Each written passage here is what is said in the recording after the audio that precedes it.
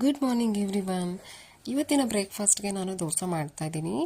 ರಾತ್ರಿನೇ ನಾನು ಇದಕ್ಕೆ ಕಾಳು ಬೇಳೆ ಹಾಗೂ ಅಕ್ಕಿ ಎಲ್ಲ ಅದನ್ನು ನೆನೆಸಿಟ್ಟಿದ್ದೆ. ಬೆಳಗ್ಗೆ ಅದನ್ನು ಗ್ರೈಂಡ್ ಮಾಡಿ ಡೈರೆಕ್ಟಾಗಿ ದೋಸೆ ಮಾಡ್ತಾಯಿದ್ದೀನಿ. ತುಂಬ ಚೆನ್ನಾಗಿ ಬಂದಿತ್ತು, ಕ್ರಿಸ್ಪಿ ಆಗಿತ್ತು, ಕಲರ್ ನೋಡಿ ಇಷ್ಟು ಚೆನ್ನಾಗಿ ಬಂದಿದೆ. ಆ್ಯಂಡ್ ಗೋಲಿಗೆ ತುಂಬ ಇಷ್ಟ ಆಯಿತು, ಅದಕ್ಕೆ ಅವಳು ಇಲ್ಲೇ ತಿನ್ನಿಸ್ಕೊತಾ ಇದ್ಲು. ಇದ್ರ ಜೊತೆಗೆ ಕಾಂಬಿನೇಷನ್ಗೆ ನಾನು ಕಾಯಿ ಚಟ್ನಿ ಮಾಡಿದ್ದೆ, ತುಂಬಾ ಸೂಪರ್ ಆಗಿತ್ತು ಬ್ರೇಕ್ಫಾಸ್ಟು. ಇದಾದಮೇಲೆ ಮನೆಯನ್ನೆಲ್ಲ ಕ್ಲೀನ್ ಮಾಡಿ ನಾನು ಫ್ರೆಶಪ್ ಆಗಿ ಪಾಪಗೂ ಕೂಡ ಸ್ನಾನ ಮಾಡಿಸಿ ಈಗ ಪೂಜೆ ಮಾಡ್ತಾಯಿದ್ದೀನಿ.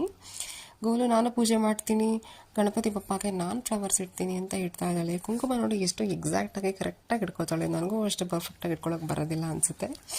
ಆ್ಯಂಡ್ ಫ್ರೆಶಪ್ ಆಗಿ ಮನೆಯೆಲ್ಲ ಕ್ಲೀನಾಗಿ ದೇವ್ರ ಪೂಜೆ ಆಗಿದೆ ಅಂತ ಹೇಳಿದಾಗಲೇ ಒಂದು ಕಂಪ್ಲೀಟ್ ಅನಿಸ್ತಾ ಇರುತ್ತೆ. ಪೂಜೆ ಆದಮೇಲಂತೂ ಒಂದು ಪಾಸಿಟಿವ್ ಎನರ್ಜಿನೇ ಕೊಡುತ್ತೆ ಅಲ್ವಾ. ಇಷ್ಟು ಹೇಳಿ ನನ್ನ ವ್ಲಾಗ್ ಮುಗಿಸ್ತೀನಿ.